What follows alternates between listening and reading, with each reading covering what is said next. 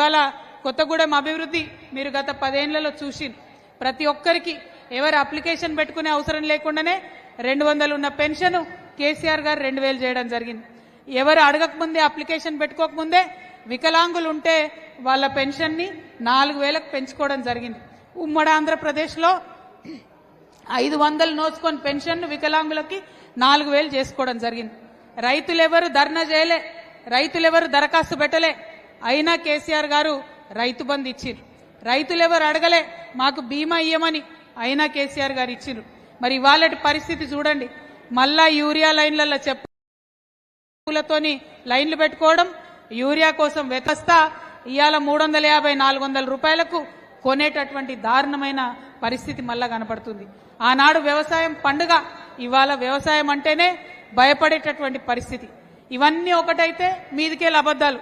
ఈ ముఖ్యమంత్రి గారు నోరు తెరవంగానే ఏం చేస్తాడు, నేను ఇది ఇస్తా అది ఇస్తా, ఎవరి మీద ఒట్టు పెడతాడు?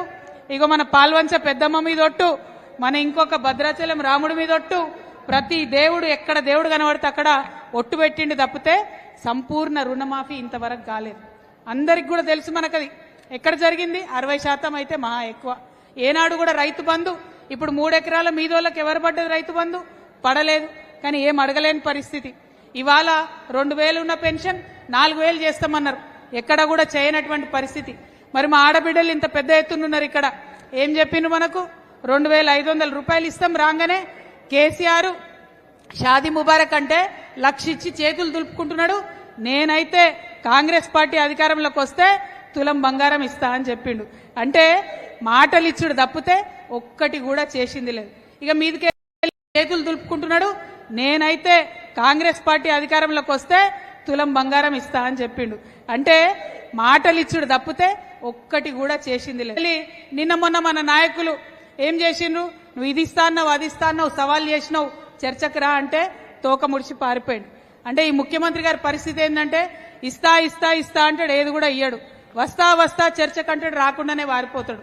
మరి ఇటువంటి ముఖ్యమంత్రి ఉన్నటువంటి సందర్భంలో మళ్ళా ఒకసారి ఎట్లా అయితే తెలంగాణ ఉద్యమంలో మనందరం పిడికిలెత్తి మన హక్కుల కోసం పోరాడినమో, మన వనరుల కోసం పోరాడినమో, మన యొక్క అస్తిత్వం కోసం పోరాడినమో మళ్లీ పోరాటం చేయాల్సినటువంటి సందర్భం వచ్చింది.